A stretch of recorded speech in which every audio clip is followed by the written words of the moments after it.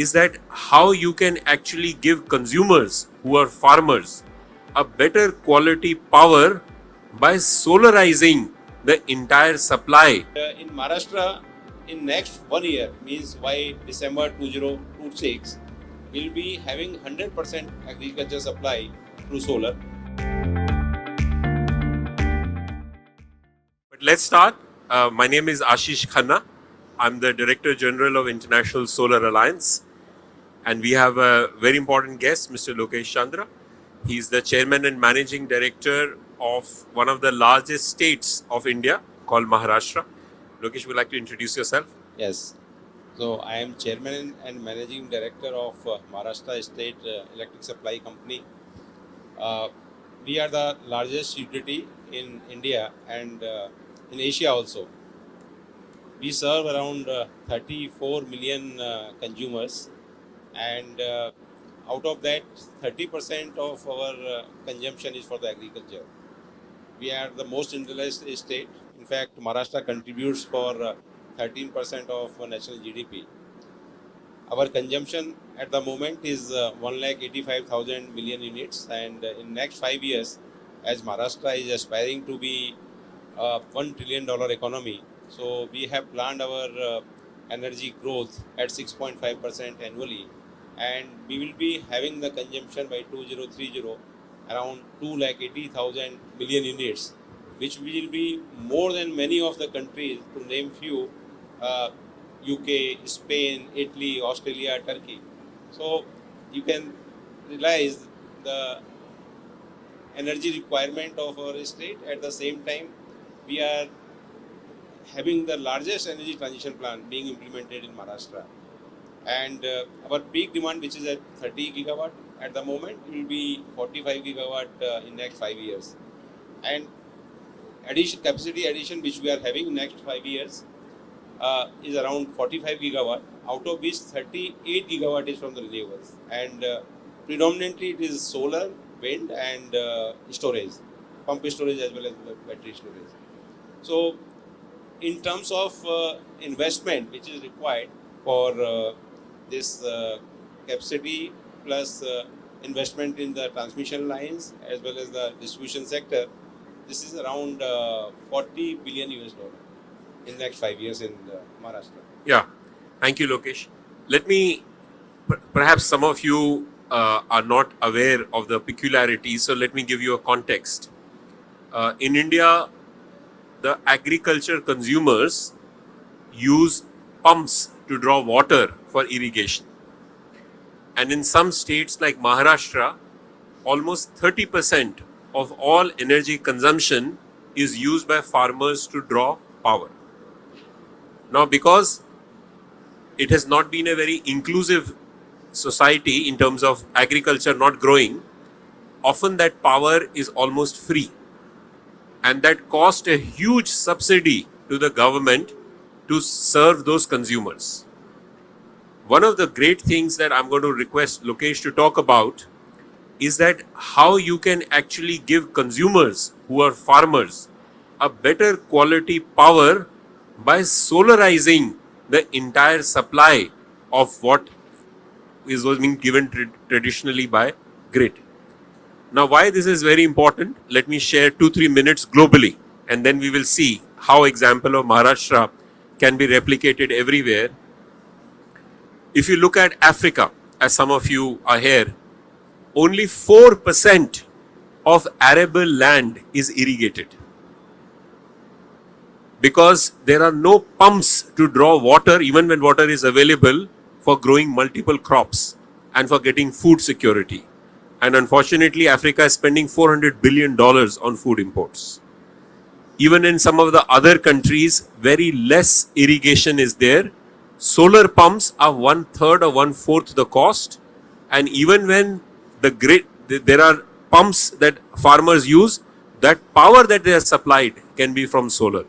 And that can also bring down the cost enormously. So Lokesh, take the consumers and the users on how you manage to give better supply and save how much money. Yes. So in Maharashtra, we have 10 millions of farmers which are having 4.5 million connections in terms of the pumps. As you rightly mentioned, like other countries, we also have sizable number of farmers which are not having any pumps right now. So in Maharashtra, what we have done, in fact, we used to supply to these farmers during the daytime, 50% time and 50% during the night time because of availability of power and balancing the grid.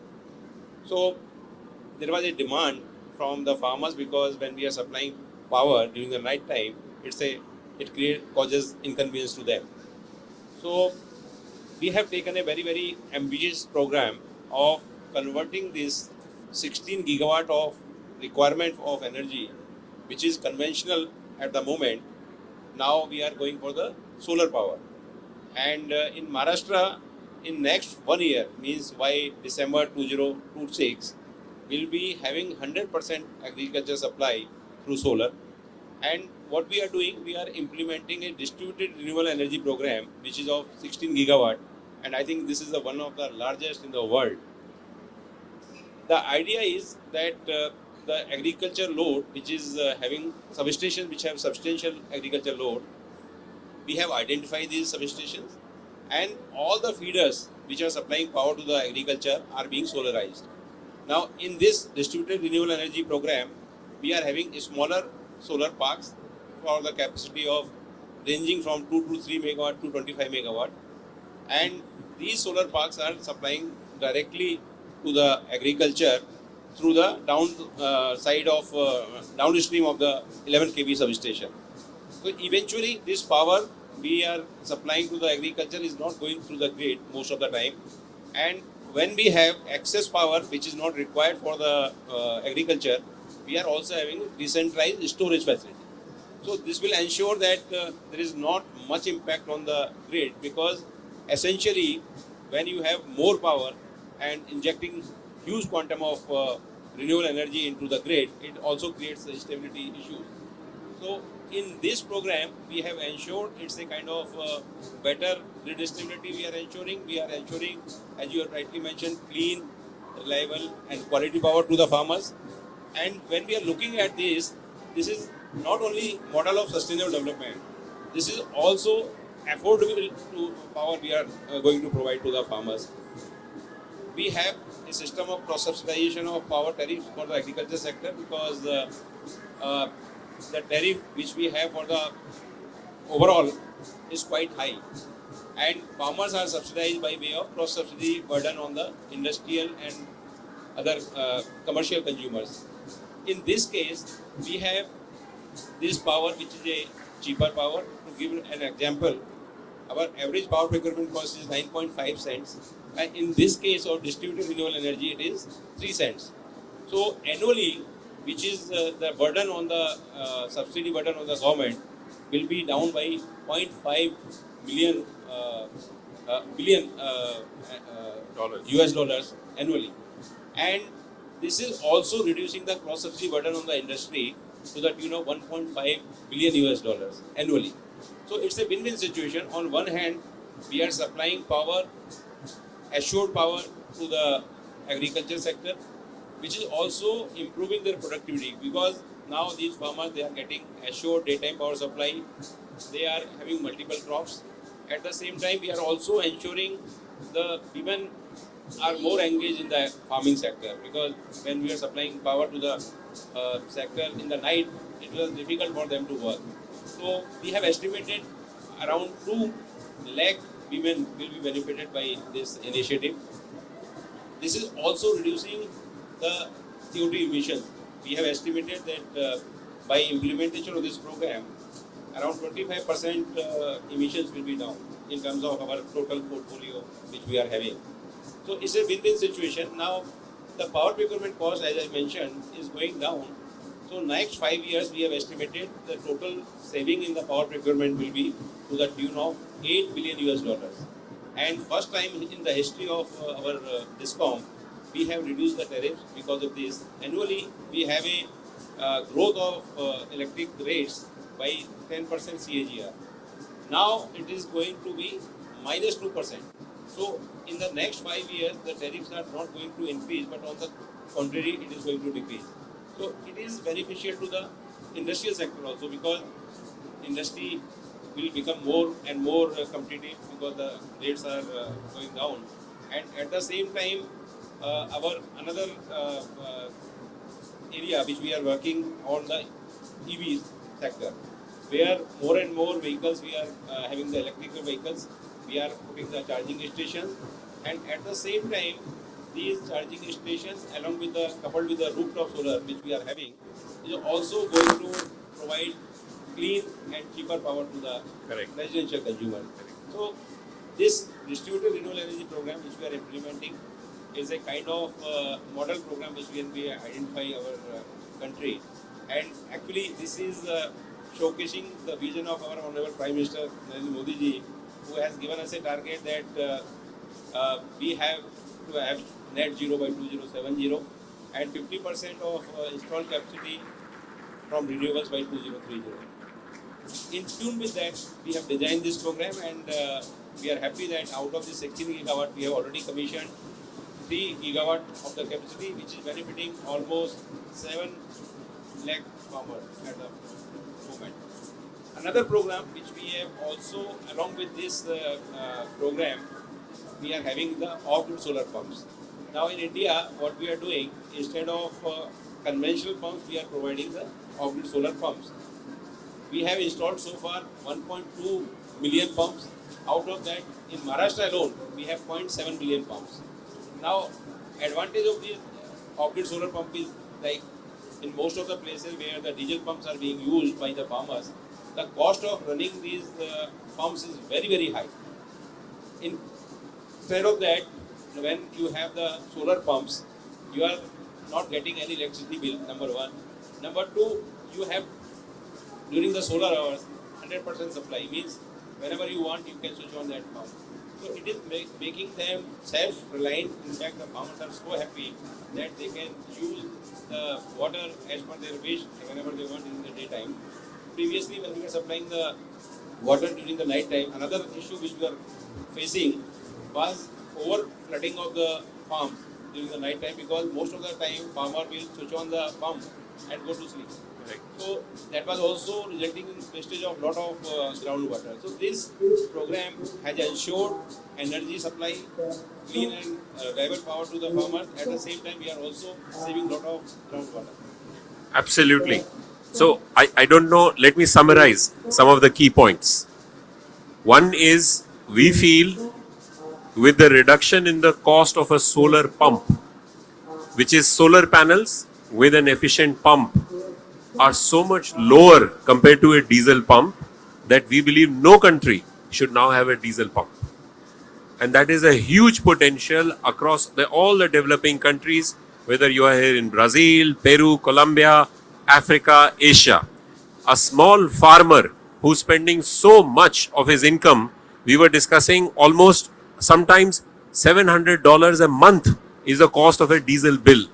And this can be within 2 or 3 years, the entire payback period. Number two, even if the farmer is getting grid-based supply, that supply need not come from a grid from very far away areas of hundreds of kilometers of grid line. All of them can be done by locally setting up a solar PV plant that can be 1 megawatt, 2 megawatt, 5 megawatt. This model that Maharashtra, the state of Maharashtra has done, we believe is replicable all over the world. And as International Solar Alliance with 125 member countries, this is also a way of inclusion. We are here in COP, which is largely talking about how can marginal people, farmers, get the benefit of what is difficult. And here with solar being so cheap, we believe farmers have a right to actually get this technology which is cheap. I'm going to switch point to the other part, because the other place where the state of Maharashtra has done very well is on use of artificial intelligence and digitization. I'm going to request Lokesh to take you through in short 3 or 4 minutes, because it will be good to see if you have any questions over the last 10 minutes, to take through what are the top 3 or 4 big AI and digitization initiatives and what can the world learn from that. Over to you. So again, in fact, when you are having more and more renewable being integrated in the grid, you have lot of challenges which are coming up. So to ensure that the grid is maintained or balanced all the time, we are using AI tools for modernization of the grid. In fact, we are working for the digital twin with the help of GF now. In Maharashtra, we have used these AI ML tools for and digitization of our grid for modernization as well as operations. In fact, in the real time, we monitor our all the substations to ensure that all the parameters are good. This digitization process also help us in indicating from the breakdown maintenance to the predictive maintenance. That is also helping us in lot of saving the revenue as well as consumers are also getting uninterrupted supply. Besides this, we also look lot of value addition by using these AI tools and machine learning in the load forecasting. In fact, that is one of the uh, kind of successful model which we are running through for prediction of generation from these solar parks. At the same time, we are also doing the load forecasting for every day for the consumption of the energy. It is resulting not only in saving of power, but also we are saving lot of power procurement cost because we can predict how much power is required during which time. And as I was mentioning earlier, that this distributed renewable energy program which we are implementing is saving a lot of cost for in the next 5 years. Essentially, this was possible due to using this load forecasting tool for next 10 years. So we have done this calculation how we can optimize the cost where this renewable energy which is available in terms of solar energy, wind energy, and what should be the optimum storage facilities which will require. Otherwise, the storage also has a cost and it should not be over subscribed. If you have a more capacity which is not going to be utilized, then essentially your cost will go up. So these load forecasting tools, which are essentially real-time data analysis, which is also having a lot of AI application due to having advanced meter infrastructure. In fact, in Maharashtra, we are installing the smart meter. Now, with the smart meters, in real time, the consumer can know the consumption. And the grievances which you used to get previously about the billing and consumption, they are becoming zero. So, out of these 3.4 million consumers, we have already installed 0.7 million. And within next 1 year, we are having 100% installation of these meters. So, along with this data, smart grids, and grid operation using the AI tools, in the real time we'll be able to predict the load. This will also help us by way of making the consumers aware that how much energy consumption they are doing, and this data being available to them, they will also have lot of energy conservation because once you know what is the pattern and what time availability of power, and we have introduced actually this time of the day tariffs in Maharashtra. In fact, we are the first utility to do that. So that will also help us in balancing the load. Lot of shift in the load during the non-peak hours is going to happen. So it's a win-win kind of situation where we have used these digital tools for the benefit of consumers. Ultimately, the cost optimization is helping us to reduce the tariff. In fact, it's a kind of benefit the consumers are going to get. Now, another area where we are using this AI and ML for better services to the consumers. In fact, we have our consumer grievance center where we are monitoring the complaints in real time, how much time is being taken for the resolution of the grievances, and which are the basically areas where we are getting more complaints to ensure that we have to address the actual issues in the system. And new connections, in fact, again, one thing which we are very happy to do that. Previously, we used to have a lot of documentation required, means 18 to 20 documents for the new connection, which we have reduced now to 2. And the whole process is online, means from the application till the payment of demand and then release of the connection. And we are able to do now in some areas, metro cities, within 24 hours. So definitely the digitization and AI ML tools are helping us in our improving our operation and helping the consumer. Thank you so much. Look, we are here at a COP of implementation. This is not about discussion of a report. You hear from a live case that how can not small 4 million consumers impacting millions and millions of consumers. There are one important element of the AI and digitization piece that I want to say. All technologies will become lot more important on AI only if you have the processes and systems to take advantage. In lot of places we work, there are approvals, 15, 20 of them that are required.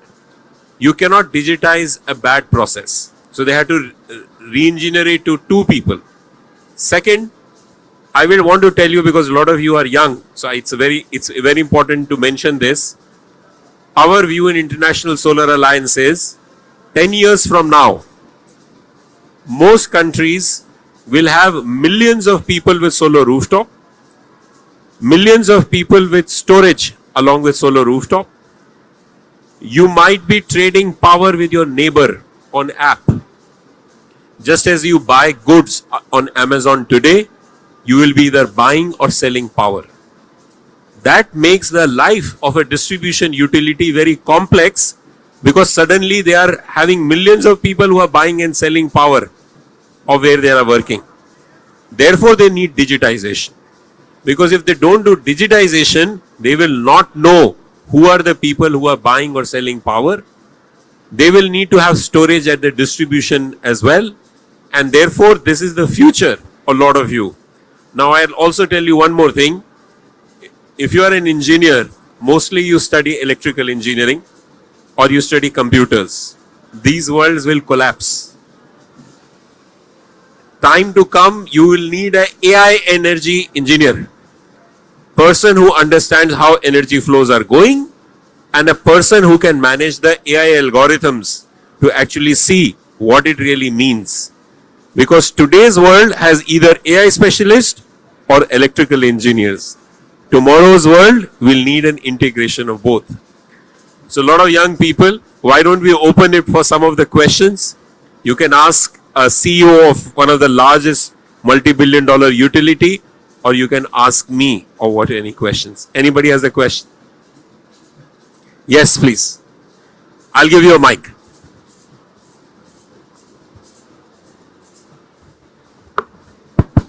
Yeah, thank you very much, Lokesh, for sharing the success story from your company, which is very much appreciated.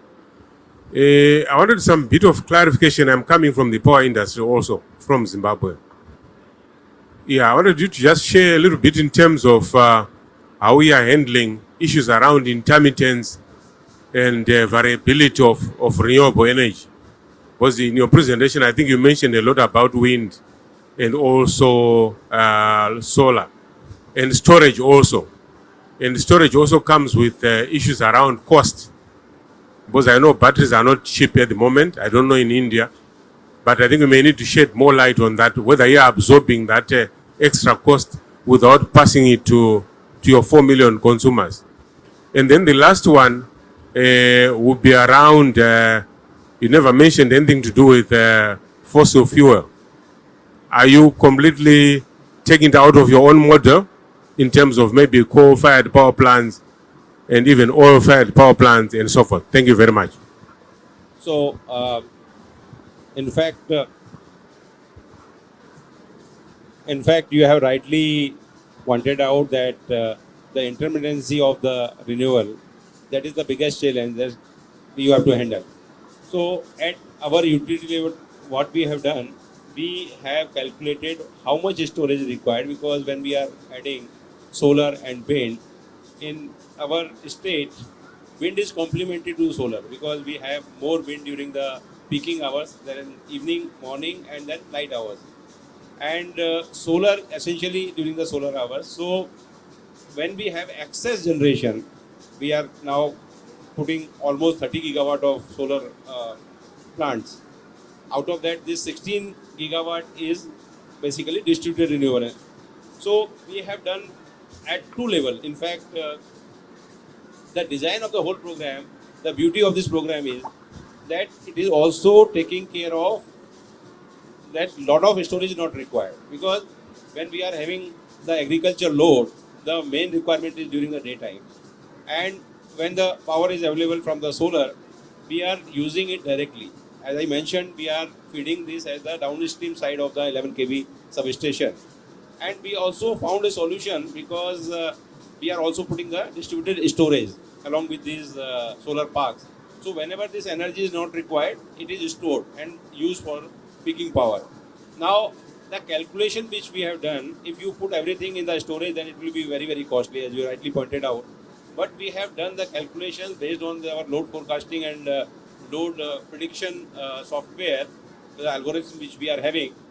Then adequate storage is required. In our case, what we have done, we have the battery storage and we also have the pump storage.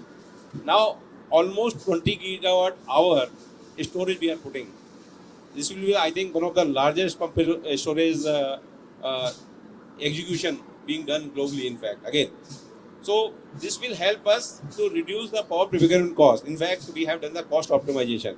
So, cost of storage is not going to increase the overall cost, because ultimately the cheaper power, which is the solar power, we can use for the peaking requirement.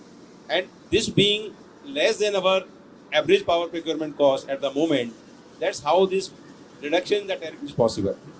Second thing is regarding I think he was also asking whether you have any oil based. You don't have oil based, but you have we coal. don't we have coal based.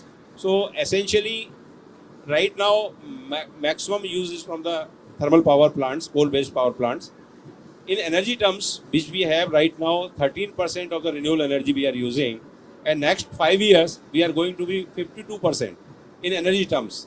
So more and more coal based energy will not be required. In fact, we will be using these for the base load cases, and we are also going to reduce their technical minimum. Right now we have 55 to 60% technical minimum which we are running. We are going to reduce it to 40% and then 25%. So eventually the thermal energy will be less and less consumed. And as I mentioned that this distributed energy program for the agriculture which we are implementing is going to reduce 25% of the emission alone. In terms of the total energy transition plan which we are implementing, we are going to save 22 million tons of CO2 annually. Correct. So this is a program which the agricultural feeder solarization or distributed energy program, which is a kind of win-win situation where agriculture load is taken care and you are not requiring a lot of storage also.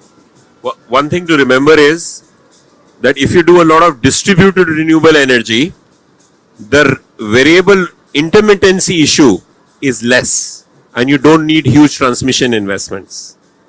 But the second part is, even because they have a huge amount of large solar parks also, definitely a lot of transmission planning and resource adequacy will be important as well. Any other question? Yes, we have lots. We'll ask the two young ladies. Why don't we combine the questions? Thank you. It has been mentioned that in Africa, only 4% of the land is irrigated. So, as we are at the COP30, many African countries are represented by the delegations. Do you have any strategies to get connected with the countries to help irrigate the lands using the solar energy? Yeah.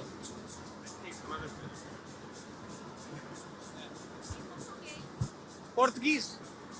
She was asking Portuguese. She'll ask in Portuguese.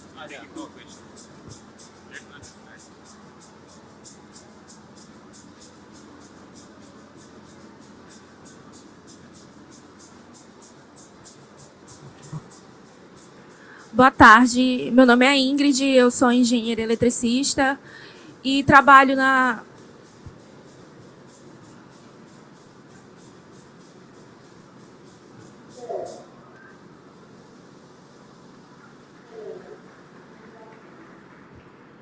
Boa tarde, meu nome é Ingrid.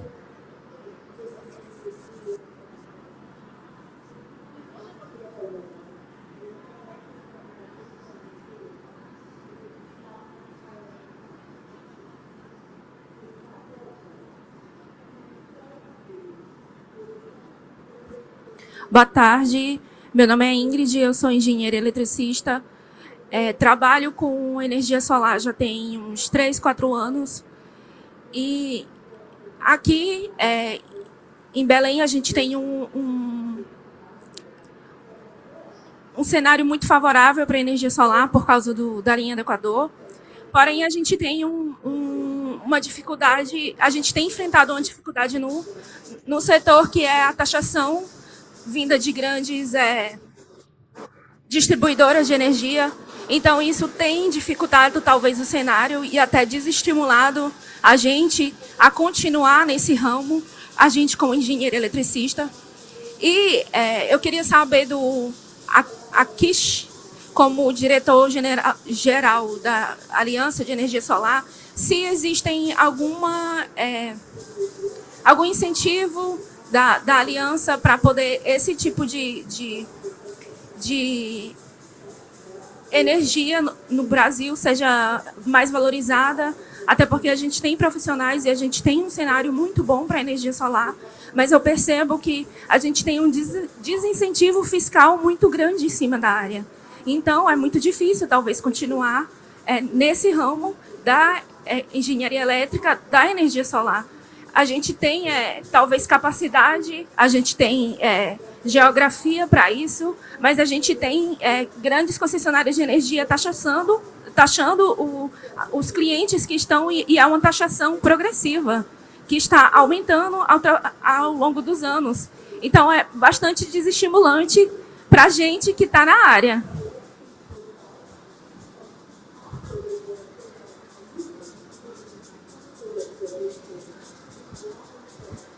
Okay, thank you. Let me first start the first question. Absolutely valid point. We would like all youngsters and policymakers to first, in your own countries, treat this as a very important policy perspective. We are going to do that in International Solar Alliance. I have met maybe 30 African ministers, 3 heads of states who have asked agriculture and solar irrigation to be their priority. Now we are in the process of either sharing best practices like Maharashtra. I will like Lokesh to go to Ethiopia, Ghana to explain how this business model works, and then we have to create business models for those specific countries because each country is very different. I must confess, in India, the government, because of their budgetary stance, gives a lot of subsidy for the solar pumps. Almost 80-90% of the cost. A lot of African countries don't have that much of fund.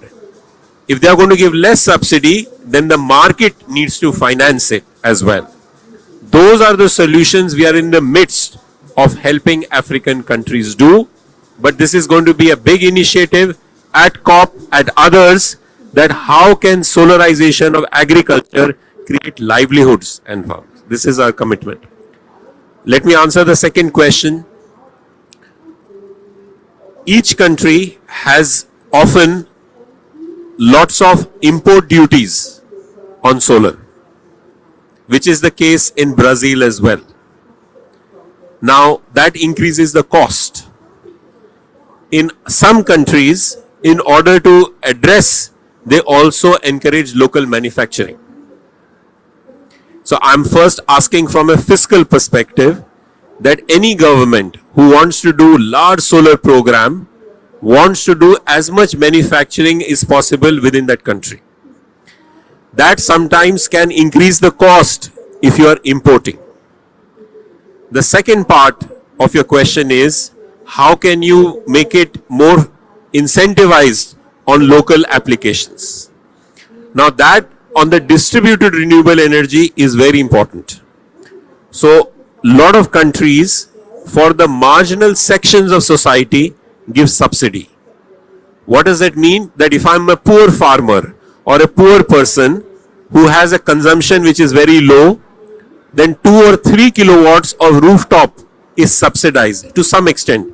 Somewhere in India it is 30%, 40%. In some other countries it is more. So I think subsidies should only be for poor and needy, not for everyone. and the fiscal side of taxes are a very important consideration for the government to increase local manufacturing. Third and final thing, in a lot of countries, solar projects have come, but they're not getting dispatched. Dispatch means their energy is not getting into the grid because either the transmission or distribution connection is not there, or the dispatch person, the system operator, prefers hydro and coal to be dispatched than renewables. Now we are working in different countries where renewables, especially solar, should be a must-run station. If you are available, you must be dispatched. Lokesh, anything to add? I think in this scenario, the IS's role becomes very, very important for sharing these best practices as well as the policies. In fact, you know, rightly pointed out that each country has different policies, but definitely the policies which can be pointed towards the weaker sections or the needy person definitely can help. In fact, for the solar, the must-run status will help everybody. Correct. It is going to lower the production cost of power. At the same time, the consumers will be benefited. And cost-wise, in fact, you rightly pointed out that for a normal, for 3 to 4 acre of land, the farmer is spending around $700 to $800 every month for the irrigation. Annually, if you see the total expenditure is quite high. And if you see the cost of pump, which we are having in India, is almost $4,000. That's all. So payback period is very less. In fact, you can recover that total cost in a year itself. So there is a need for some kind of financing arrangement where these farmers can access to that financing and then can take benefit, and definitely this whole expenditure can be recovered in a year or so. I know we are above time, but madam, last question to you. You wanted to raise a question.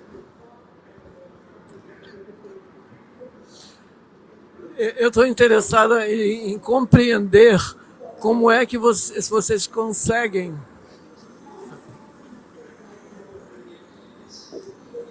Eu sou jornalista da revista Plural e revista Ambiental. Eu gostaria me interessei muito de saber como é que vocês conseguem realizar essa redução gradual do custo, ao mesmo tempo que vocês aumentam o volume de energia que vocês estão gerando com o sistema solar.